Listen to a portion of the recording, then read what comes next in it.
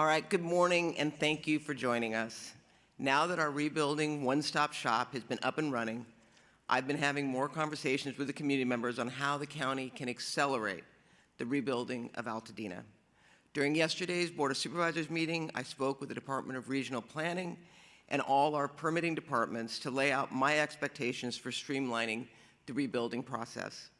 While it's clear that residents who want to rebuild like for like within 10% of their previous home size will be fast-tracked, I'm pushing our county departments to commit to quicker turnaround times. Our federal and state leaders made it very clear that they expect local regulatory agencies to eliminate all barriers that will slow down residents in order to return home. We must seize the opportunity to both revitalize our communities and also help individuals rebuild their houses in a way that meets their needs in the future. I'm also looking into ways residents can access grants and philanthropic funding for modern investments in their new homes. This includes ADUs, solar, and home hardening improvements. Residents making these investments will not experience delays in their permitting process.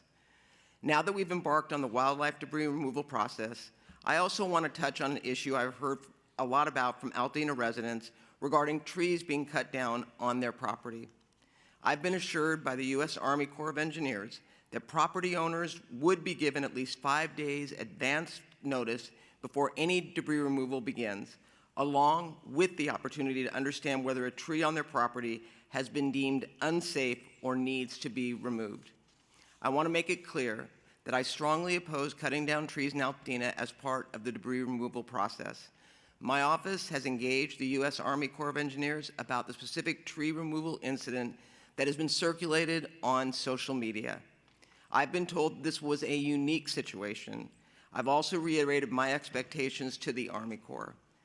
They must ensure tree issues are looked at very closely and thoroughly discussed with property owners to prevent tree removals without property owner engagement and without the property owner's support.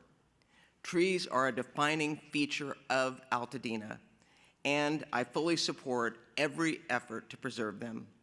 Before I wrap up, I also want to take a moment to announce a new economic support our county is rolling out. Today, the Department of Consumer and Business Affairs launches their Household Relief Fund program, providing grants of up to $18,000 for qualified households. Through this program, more than $27.8 million will be directly distributed to residents whose homes were destroyed or residents whose primary residence falls within the impacted areas.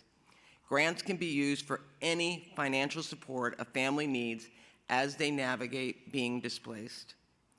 Act quickly because the application is only through March 12th.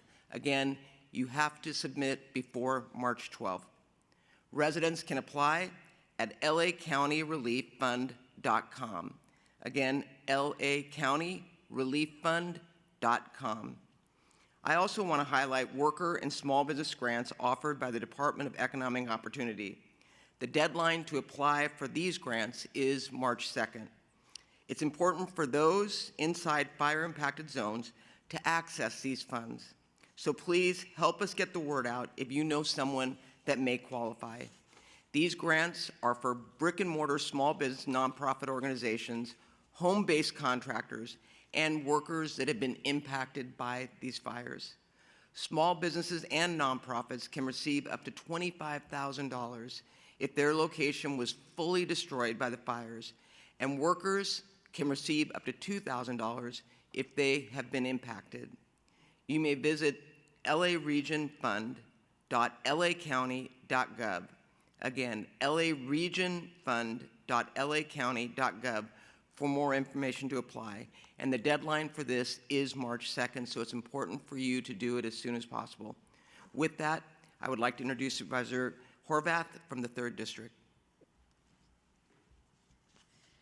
Thank you, Madam Chair. Recovery is underway, and the county is here to provide additional relief. I can't encourage residents enough. please apply for the household relief grants before March 12th. This is financial assistance that the county is providing to ease the pain of the financial burden that exists today. While we know you're pursuing financial assistance through insurance and FEMA and other sources, this is a fund designed specifically for you. Small business and worker relief funds are also still accepting applications, and the deadline for that is this coming Sunday, March 2nd. So please get your applications in if you are a small business or a worker at one of those businesses directly impacted within the burn footprint area. Small businesses and nonprofits that were destroyed or damaged or lost revenue, please apply. Workers who lost employment or income should also apply. This is direct cash assistance, and LA County is committed to filling the gaps in the support system that you deserve. More info on all of these relief funds is available at recovery.lacounty.gov. Yesterday, the board officially passed eviction protections countywide for people financially impacted by the fires. This protection period is for 6 months and directs the county to work on establishing a $10 million fund directed directly towards rent relief, non-payment of rent relief for property owners as well.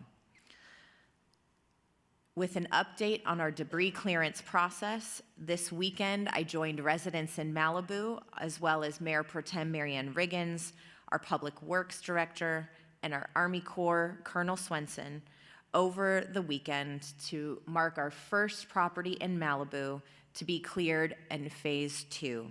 The first Pacific Palisades property also completed Phase 2 last week, which shows we are moving at a historic rate to make sure that we are clearing out this debris.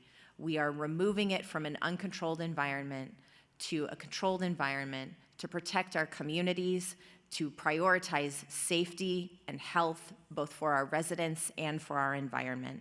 And I'm incredibly grateful to our Army Corps partners who are also working at Pali High to repair and rebuild our schools quickly. We must do this debris removal process, and we appreciate their partnership in it.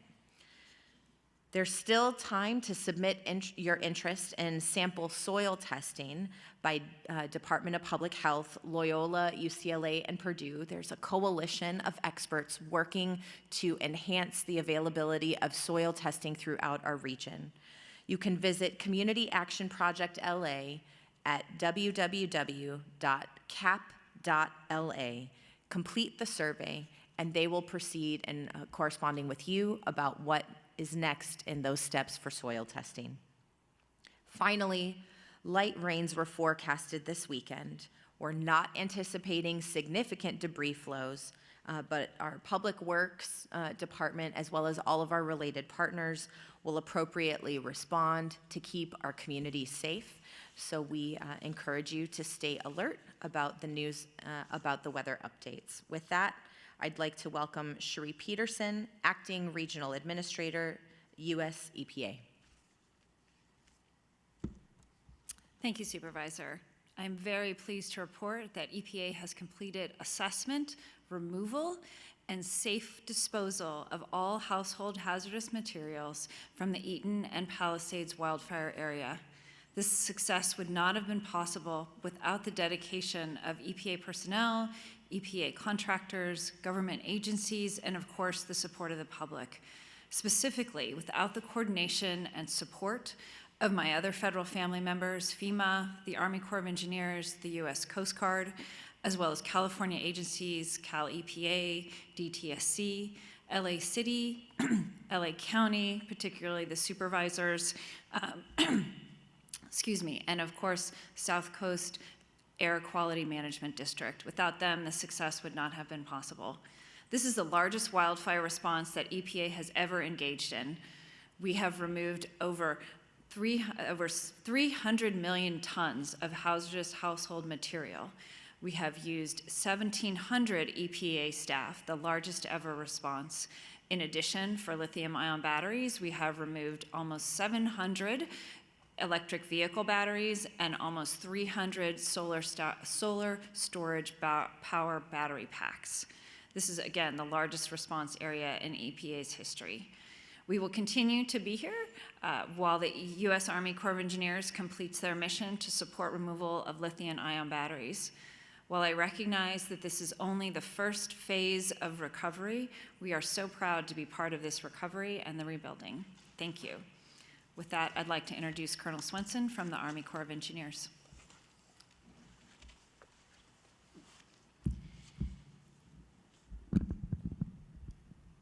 Good morning, LA County. Colonel Eric Swenson, United States Army Corps of Engineers. I'd just like to start by thanking the supervisors for putting me forth. For those who are baseball fans, that means it's the cleanup position, and that is exactly what we're doing here in LA County in both the Eaton and Palisades fire impacted area. We have crews out right now and have been out for the past couple weeks and will be out for the next couple months, rapidly and safely clearing fire ash and debris from fire-damaged properties so that this community can rebuild. Our team remains committed to this mission.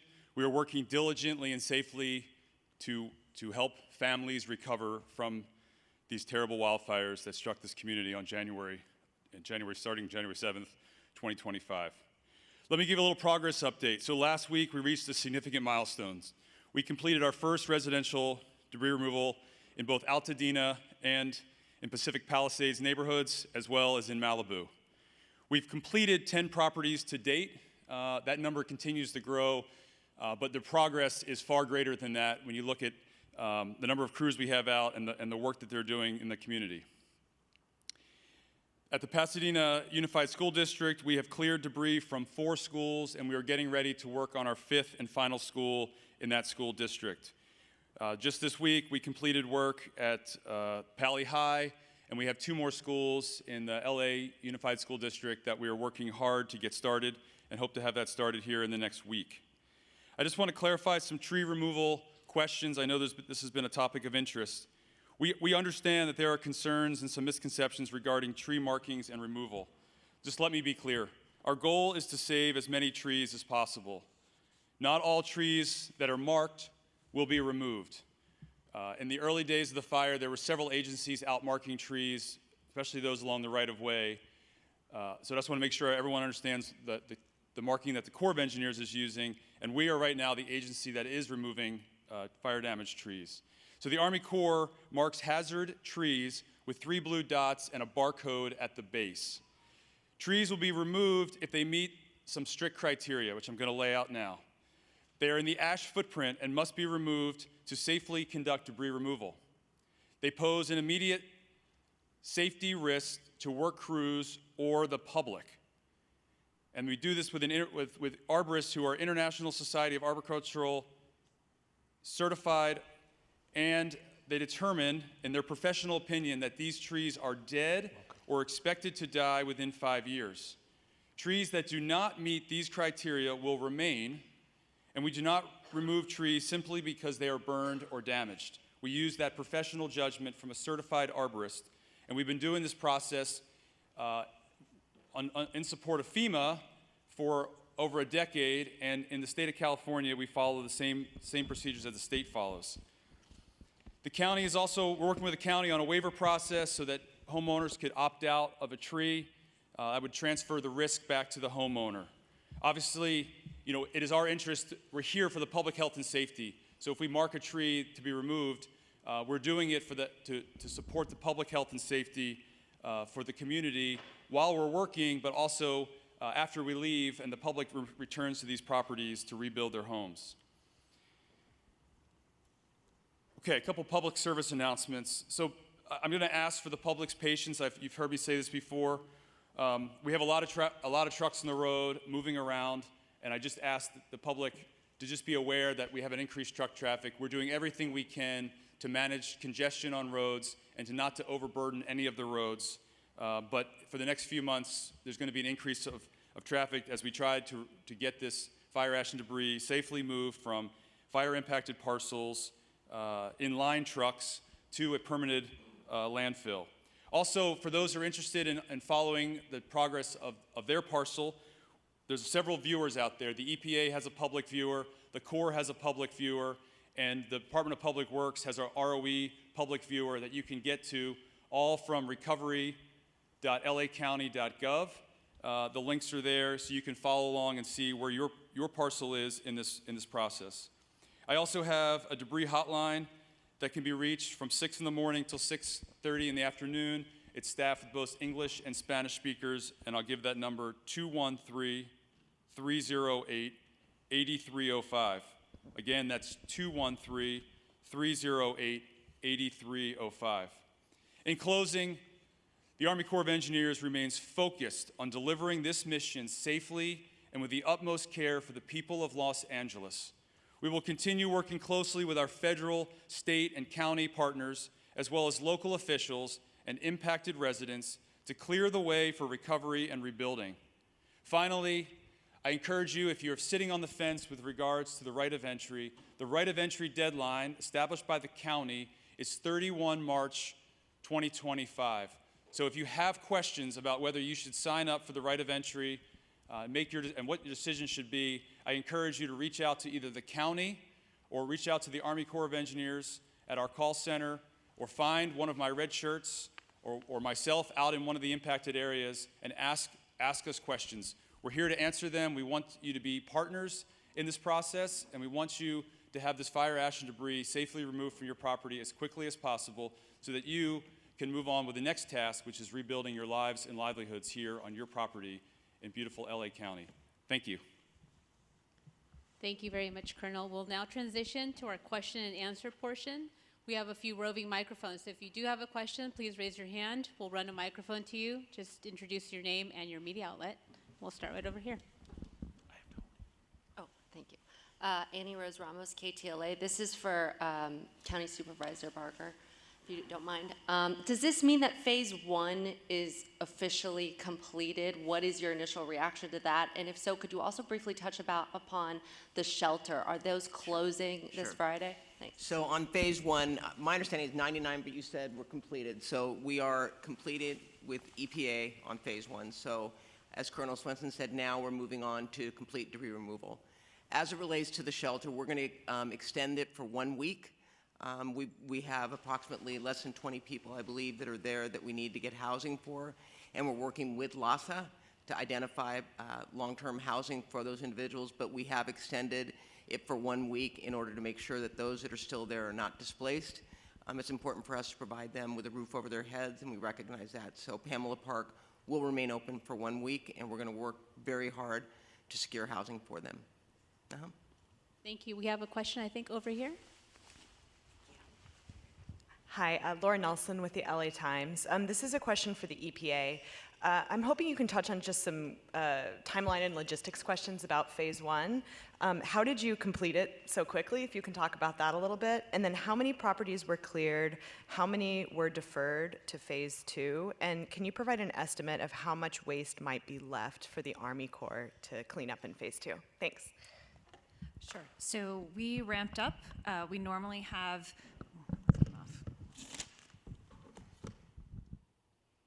We normally have 15 to 20 teams addressing wildfires. We had up to 90 teams. We had 1,700 personnel on the ground, which is a record. We borrowed resources from around the country in EPA. We had resources from DOD and from the Coast Guard, and also from California Department of Toxic Substance Control. So that is how we ramped up our team so quickly in meeting our goal. Well, I don't have exact numbers. Approximately 66% of the properties were cleared by EPA, again by hand, in order to do it safely. 33% have been deferred to phase 2, and a small contingent will remain to support the Army Corps of Engineers. In terms of debris that might be left, hazardous material, we did assessments of everything, and we certainly know all the properties that have lithium-ion batteries still on them, which is about between 80 and 100 properties for that. That would be the most concerning left behind.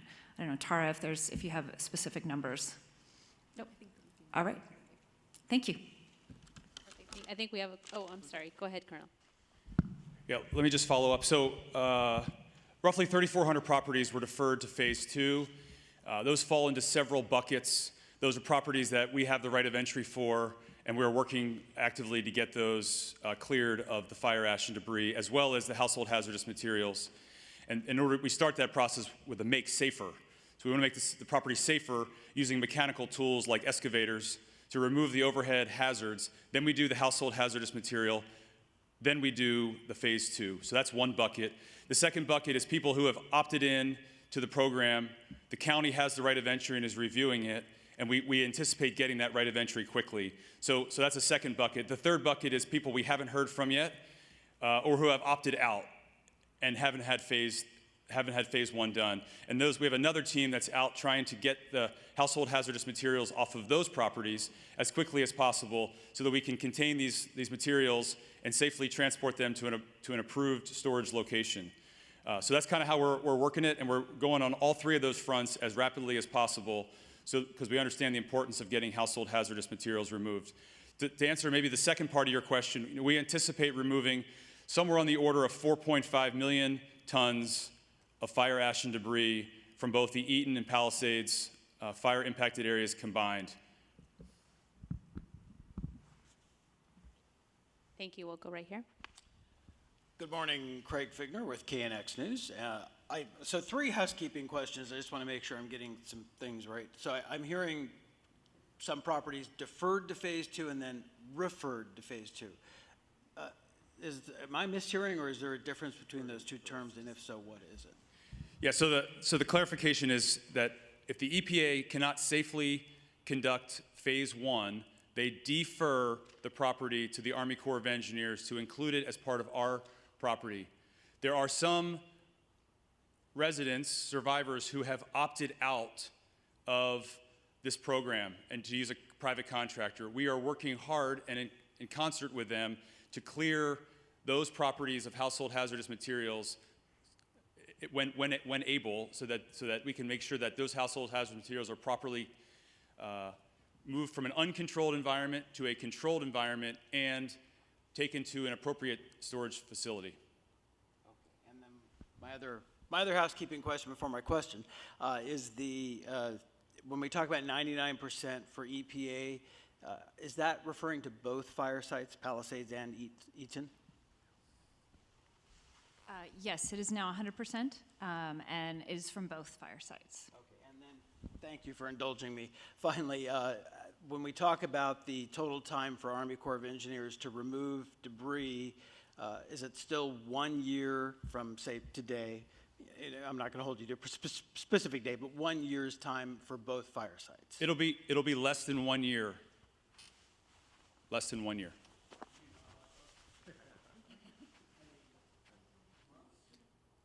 I think part of that depends on how fast residents opt into the program. If they wait till 31 March, or if they do it today, which is why we've been encouraging, the whole unified team here behind me, as well as the county, have been encouraging residents to ask questions, to be knowledgeable on the process, and to make that decision so that we can get crews out to remove the debris.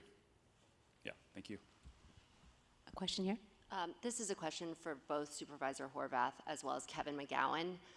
We're receiving correspondence from the National Weather Service's Los Angeles offices saying they started holding fire calls as early as December 30th on that Monday. Were you part of any of those calls? When was the Emergency Operations Center activated? When were you hearing about these alerts?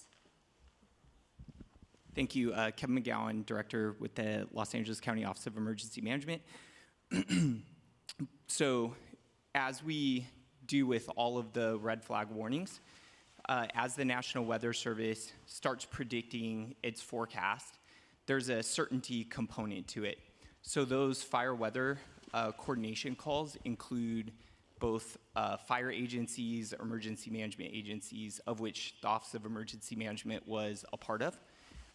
As the certainty and confidence in those forecasts increase, we start then hosting what we call operational area coordination calls with fire agencies, law enforcement, emergency management.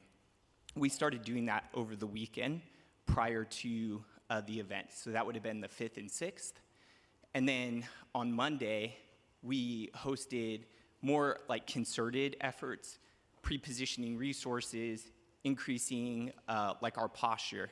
And then officially our Emergency Operations Center activated the morning of the 7th. And then as it relates to like the larger coordination efforts, those are all part of our after action report too. Did you work with the city, Los Angeles City? We worked with all of our 88 cities, our disaster management areas, along with the California Office of Emergency Services. It's a tried and true process that we do for every red flag warning. We posted on social media, I believe, at first on the Friday before the fire. We sent out an email to all of our constituents who receive our newsletters on the Monday before the fire. I was personally in Topanga on Saturday and in Malibu on Sunday, contacting small business owners to make sure that they were aware of the red flag warnings as well. So I was doing that personally in person, but we were very much engaged because emergency preparedness is a way of life for the 3rd District.